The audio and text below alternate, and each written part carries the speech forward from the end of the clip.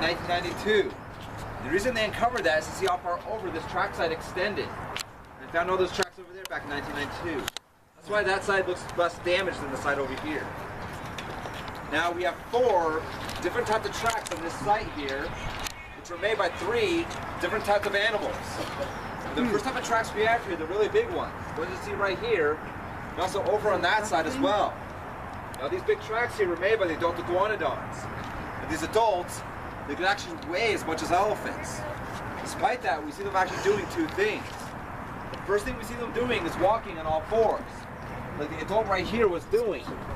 We know this adult here was walking on all 4s because we can see his front foot.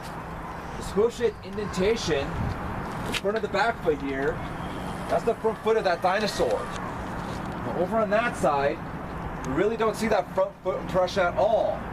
For that reason, we believe the adults over there were simply walking on their back legs. However, we know they spent most of their time walking on all 4s, because if they spent too much time on their back legs, the adults would hurt their backs too much. Now, the smaller set of tracks we have around here, they look similar to the adult iguanodons. These belong to juveniles.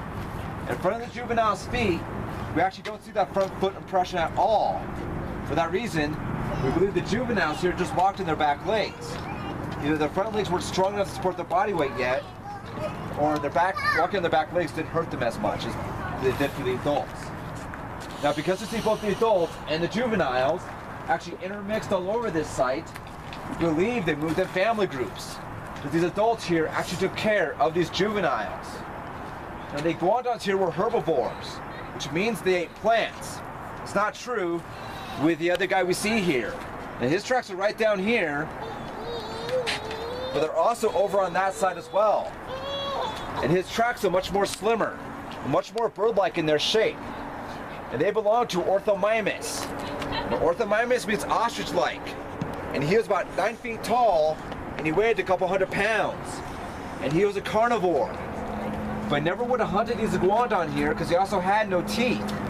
Instead of eating them, his diet would have consisted of fish, insects, lizards, snakes, or even eggs.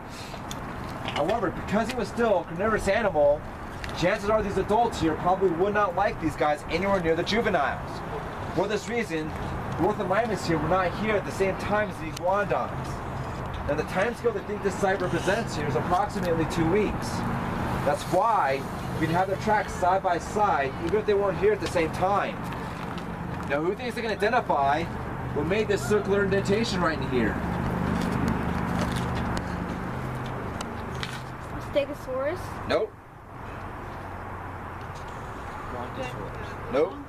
That doesn't exist. Brontosaurus doesn't exist? Yeah, Brontosaurus doesn't exist anymore. Any guesses? Well, that's a trick question there. We call that a hammer and chisel.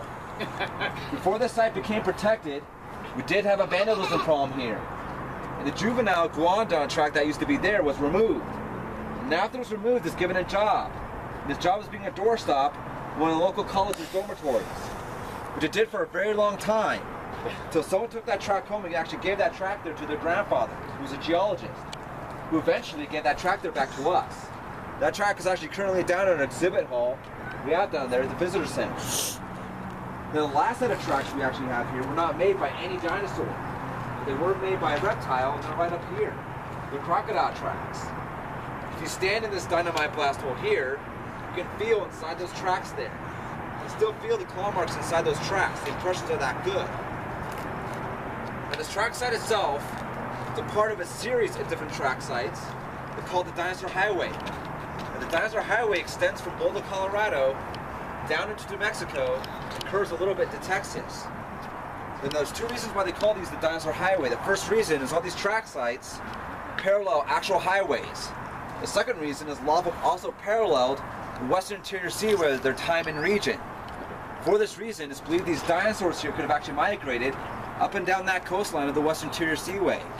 And if that's true, then what we're looking at here could be a migration route of these dinosaurs. However, they're not too sure on that because we don't have a whole lot of evidence that supports that the iguanodons actually did that, migrated up and down that coastline. However, their size alone does mean they'd have to migrate, or else they'd run out of food. We just don't know the directions they're taking when they're migrating. I'm going to give you guys 2 minutes here to take a look around and then climb a few of those crocodile tracks. So before we head out to our next location. So have at it.